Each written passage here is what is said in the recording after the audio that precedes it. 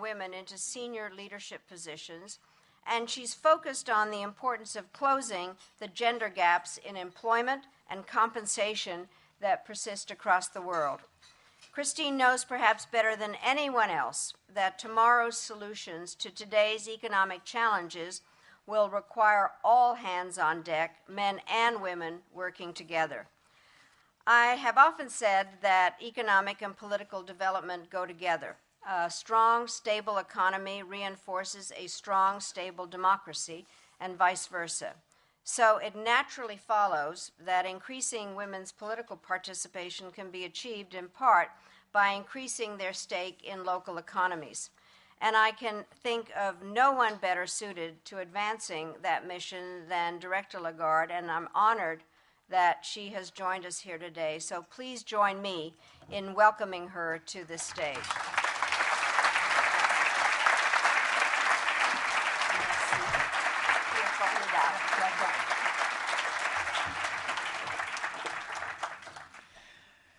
Merci, Madeleine.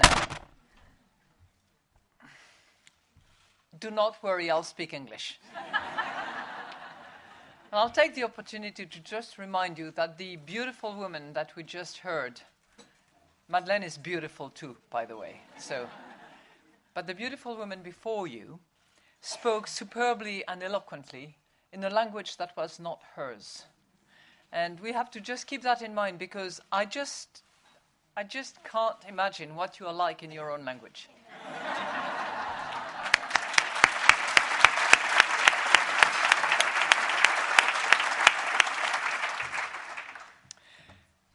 So good afternoon to all of you. If anybody has to leave within the next 25 minutes, please feel free to do so. You can even leave now, because that's about how much I'm going to take off your attention span.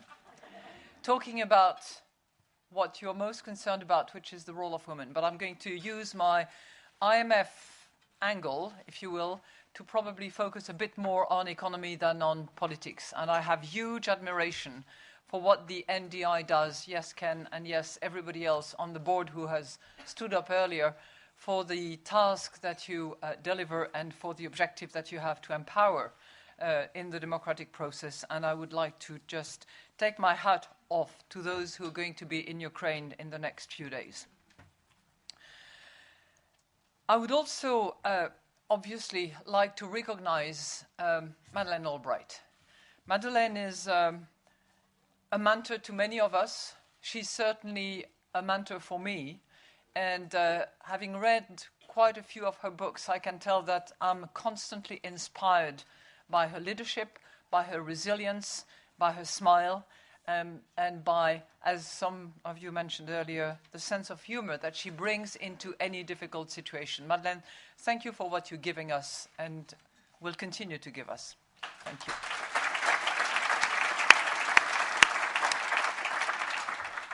Okay, I want to begin today with a well-known puzzle. For those of you who know about it, don't say.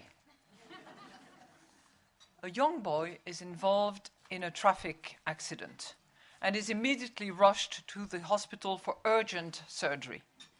In the bustle and chaos of the hospital environment, the surgeon strides into the operating room. Think of the quintessential surgeon. Brimming with confidence and authority, a true type A personality, one who knows instinctively how to take charge. Yet, this distinguished surgeon looks down at the boy and gasps, saying, "I can't operate on this boy. It's my son." Now, indeed, the boy is the surgeon's son, yet the surgeon is not the boy's father. So who is that? I know everyone in the room can see the answer immediately. You are aware. It is simple. The surgeon is a she, and she is the mother of the son.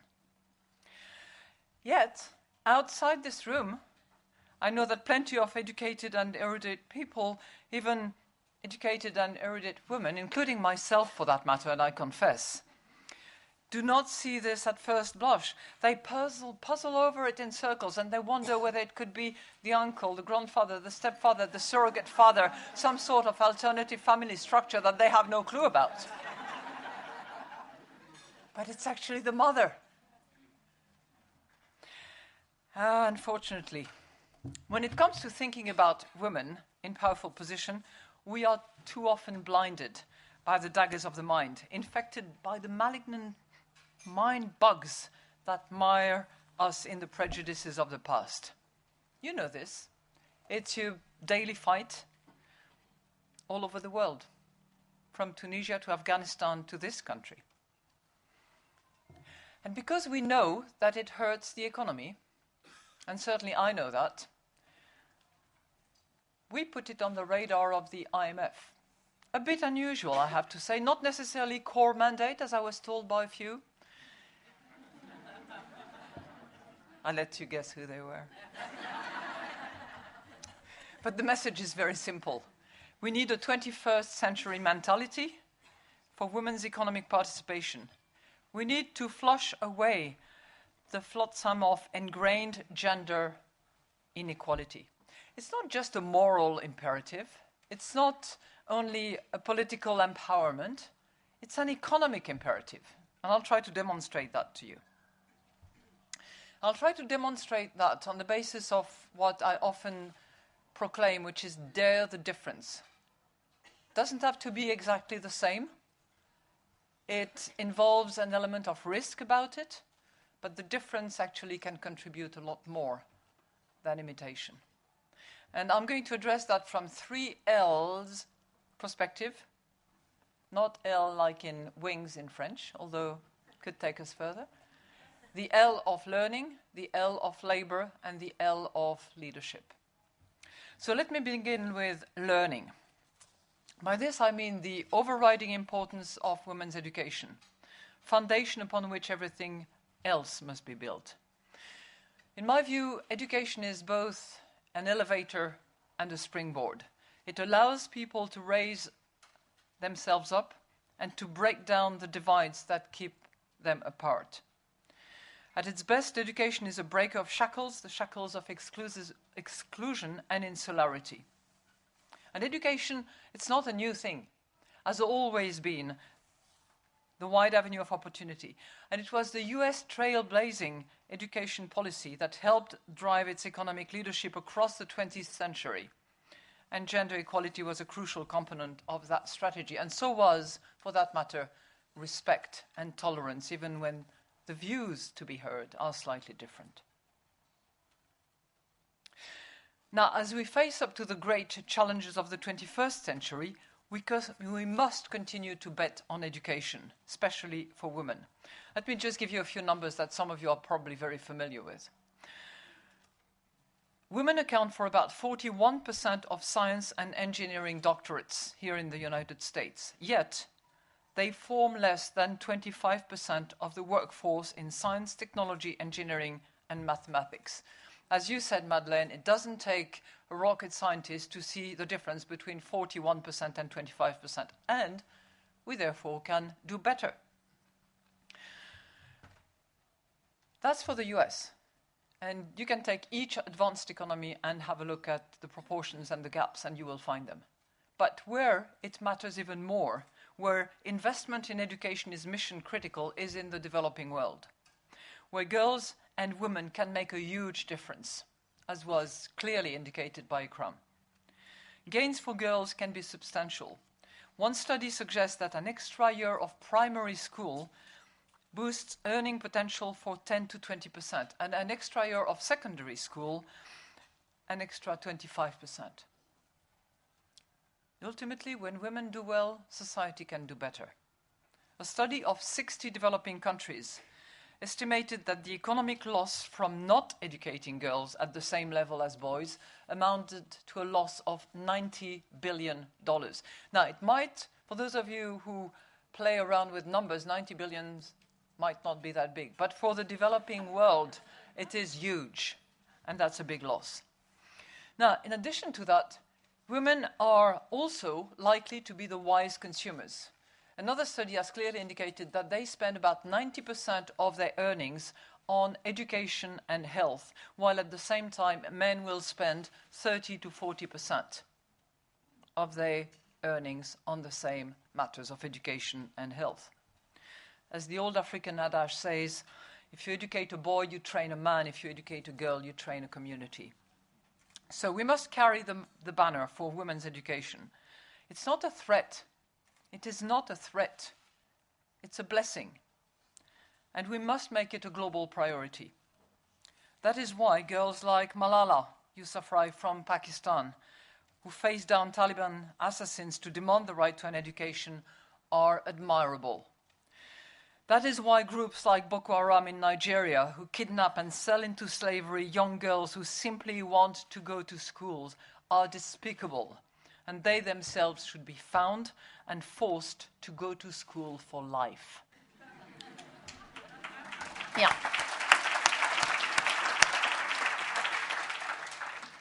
So I think we can all actually join the voices of those who say, bring back our girls, and respect our girls. Let them be educated.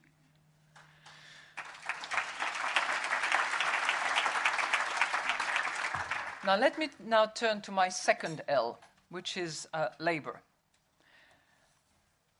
Letting women achieve their potential in the world of work. As Madeleine said, they represent half the population. Yet they represent less than half of measured economic activity. Now, in your mind, you think, okay, 50%, 25%, not right. Something that I said as well which matters, which is measured economic activity. Because there's a lot of unmeasured economic activity, and guess what? Who does that? Women in the main. I'll come back to that in a second. Today, there are about 865 million women around the world who have the potential to contribute more fully. That's what I would call the almost blocked billion, a blocked billion. Everywhere around the world, men participate more than women. These gender gaps range from 12% in the OECD countries to 50% in the Middle East and North Africa. Now, when they participate, which is a lot less than men, as we just saw, they tend to get stuck in low-paying, low-status jobs. And globally, women earn only about 3/4 as much as men. And that is true with the same level of education, with the same position, and not exactly what we would call equal pay for equal work. Women are also overrepresented. You say, women are overrepresented. Great. Wait. In the informal sector of the economy, unprotected, unskilled work with unstable earnings and generally zero pension scheme to go with it. Too often they carry the burden of work that is unpaid, unseen, unreported, underappreciated, and certainly hardly ever measured. Globally, they spend twice as much time on household chores as men and 4 times as much time on childcare. Now, with this stark reality, it is hardly surprising that it is generally girls and women who are the main victims of extreme poverty. They make up 70% of the billion people trying to live on less than $1 a day. And they are the first, invariably, to be submerged in any economic or financial crisis. We can do better than that. Too many women are unaccounted for, underutilized, and generally overexploited. So, not just a moral imperative, not just a political tool, but an economic imperative. Because when they contribute more, economies do better. We have done research on that at the IMF, and we know that eliminating gender gaps in economic participation can lead to big jumps in income per capita. Now, as I said, it's not a perfect measurement because we measure income per capita on the basis of GDP. And GDP is not the ideal or single measurements because it doesn't account for a lot of externalities, as it's nicely called, meaning work done at home, among other things. Now, these gains are visible everywhere, but there are places around the planet where it's even more visible than that, like the Middle East and North Africa, about 27%. There would be a 27% increase of income per capita if women were given the same access as men to the workplace. And South Asia, 23%. And really, for those that are supportive of the aggregate demand improvement, women are the ideal agents for that because they are the consumers. 70% of consumption is actually decided by women. I know it comes across as a bit of a surprise, especially when you look at car purchases, computer purchases. Well, talk to any big car manufacturers, they will tell you what matters most, the targets. No matter what range of car it is, it's decided predominantly by women. Gentlemen who are great to be here with us tonight, sorry to disappoint you, but women around you are much more decisive when it comes to selecting a car. So how can we get women to participate more in the labor market, to be economic agents? Well, certainly some of the tools that were mentioned earlier are absolutely right, like modifying the laws on property, on ownership, on inheritance. Why is that? As a matter of equality, as a matter of morality? No. Because how can you access credit if you don't have collaterals? And the women who do not have a right to own property, land, or to inherit from their parents simply do not have access to collateral unless it is provided for by a man, the husband. Economic policy can also be a forceful agent of change. In the developing countries, the uplifting of women begins invariably with healthcare, access to education, and training. And it means, together with the benefit of collaterals, access to credit so that they can find themselves a space where they are independent and can exercise their industry.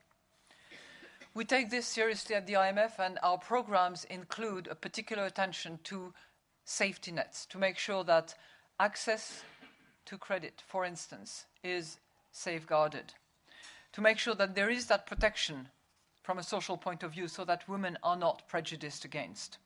We actually have evidence, because that was conducted by third parties, that those countries that have gone under programs with the IMF have actually spent more money on education and health over the course of not just their program, but also thereafter. We're also doing work on the economics of inequality and exclusion, and it is usually women who are left out. I've just come back from a conference in Amman, in Jordan, on the Arab transition countries and what is the future. The big takeaway is an inclusive economy with a shared vision and leadership.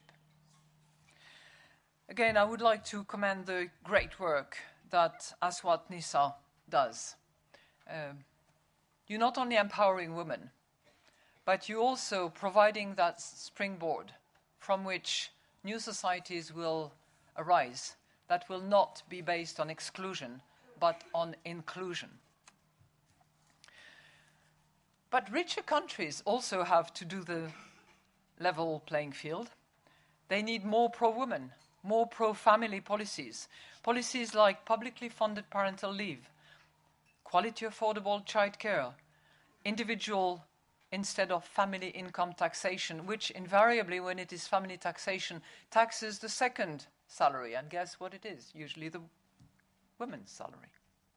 Tax credits or benefits for low-wage workers, and so on and so forth.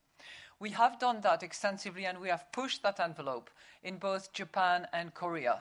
And I'm pleased to report that both Prime Minister Abe and President Park have taken those objectives on board and are actually designing their budget policies and designing some of their policies in order to empower women and to give them access to the labor market.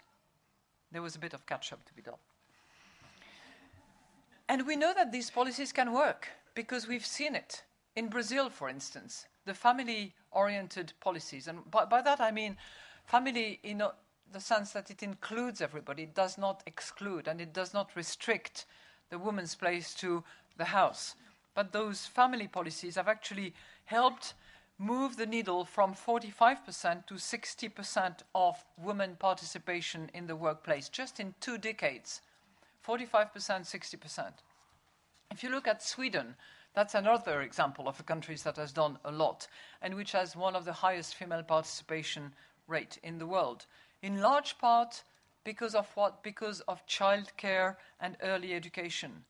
because of flexible work, because of parental leave policies. That is also the case, by the way, in the Netherlands, that has pushed almost the same sorts of tools in order to allow women a space in the workplace.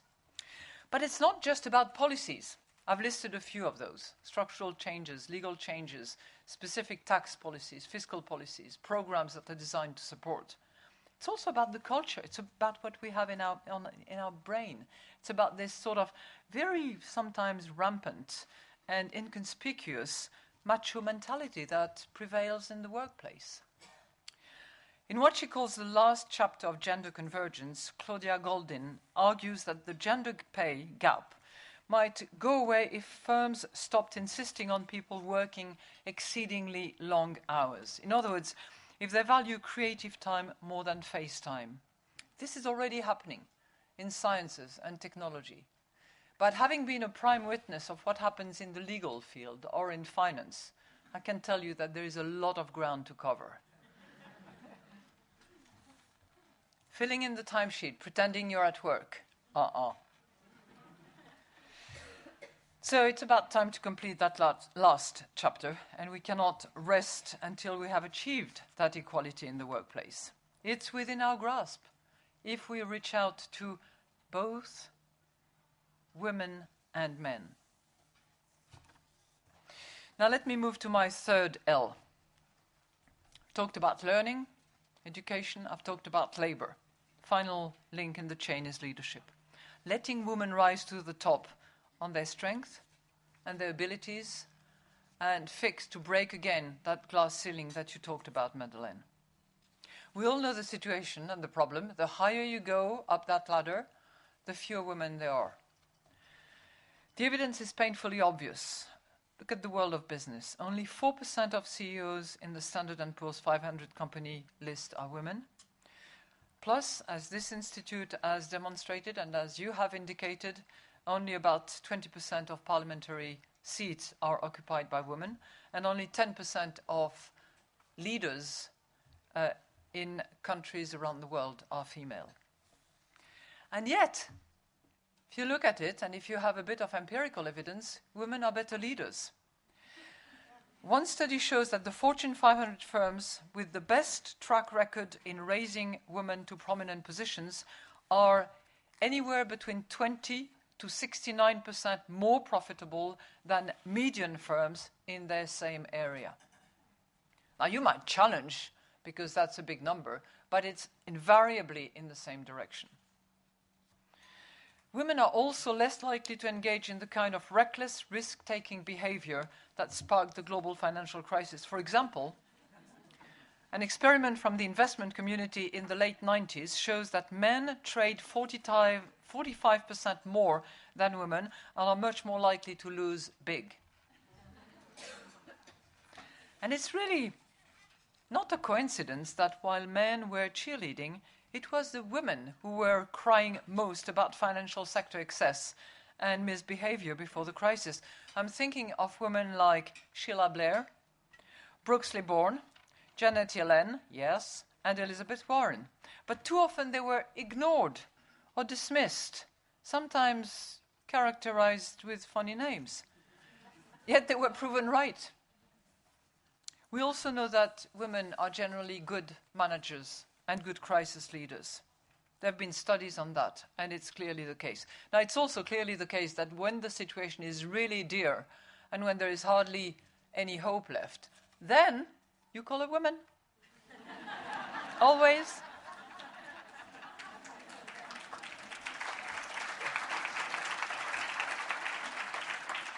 And guess what? For those of you who've read the Financial Times a couple of days ago, maybe 3 or 4 days ago, it's also the case that they're more likely to be fired from these positions, allegedly because of the risk taken in hiring them.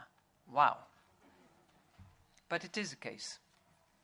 It will not surprise you, yet because generally women lead on the basis of building consensus, inclusion, compassion, focus on long-term sustainability, are not prepared to short the long-term gains simply to look good, to have a better track but they don't lead. Bizarre. As one of my personal heroes says, she's on the back of that brochure that is on your table, Dame Aung San Suu Kyi. That's how she put it. The empowerment of women cannot fail to result in a more caring, tolerant, just, and peaceful life for all. Now, I know our psyche, and I know Aung San Suu Kyi too, and I know how she operates. When you think about what I just said, you think, that's on the soft side, we need to be tough. Well, maybe not. And maybe daring the difference is about being yourself. And that is certainly the way she operates, although she's a very, very, very tough lady. Yet, her objective, her purpose, is embedded in what we would characterize over here as soft. Now, once again, changing attitudes. We need to put an end to the idea that toughness flows from testosterones, and that toughness is top. Not necessarily. Often it boils down to confidence. Thank you, Claire. Where is Claire? Thank you, Claire, for spotting this issue, the confidence code. It is true that while sometimes there are underqualified and underprepared men, and yet they leap forward, confident, very much. At the same time, you have overqualified and overprepared women hiding in the shadows, doubting their abilities, holding themselves to an impossible standard of perfection. I was one of the first culprits, so I'm happy to denounce it. This needs to change. As I said, by crushing these nasty mind bugs that dull our sentiments and sensibilities, by changing the mindset and resetting the narratives, by daring the difference and feeling confident about it. I've personally come to the view that targets and quotas to that effect are fine. I used to disagree with myself today, but it's just too high a mountain. We need the help, we need hand, we need to get to that stage where we will not need the targets and the quotas, but there's too much of a gap. I also believe very strongly in the role of mentors, in the role of role models. So Madeleine, Claire, Irkam, Jane, all of you, you have to keep at it. You are inspiration, you are role models for younger ones. It's tiring, it's heavy, but it is critical, and you have to keep at it. Because ultimately, we would all love to see a world where women let their confidence roar from the rooftops, their cups run over with self-assurance, their voices resound across the pinnacle of power. Why not? So let me conclude today with some words from Sylvia Plath, graduate from Smith College, by the way.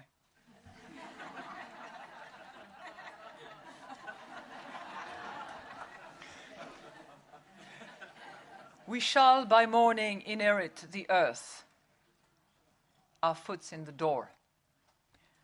We have certainly made great strides towards gender equality. But while our foot might be in the door, as she says, we're still standing outside in the cold. So it's time to fulfill those promises, to create a world where every girl from every corner of every continent can fulfill her potential without impediment and without prejudice. To make sure that nobody ever again will doubt for even a moment that, yes, a woman can be a top surgeon, or indeed a leader in any field that she might choose. So, let's dare the difference. If we dare the difference will deliver, I'm sure. Thank you.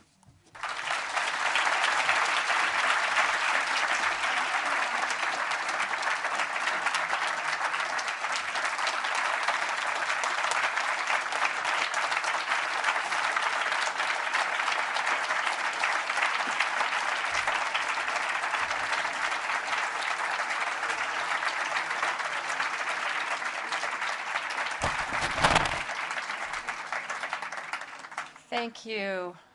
Thank you very much, and thank you all for coming in support of NDI and the Madeleine Albright program. We've heard so much inspiration today from so many inspiring women. Chrisitine Lagarde, Madeleine Albright, Ikram, Sherry, thank you so much. And let's just adopt Madame Lagarde's phrase and dare the difference as we go forth from this lunch. Thank you for coming.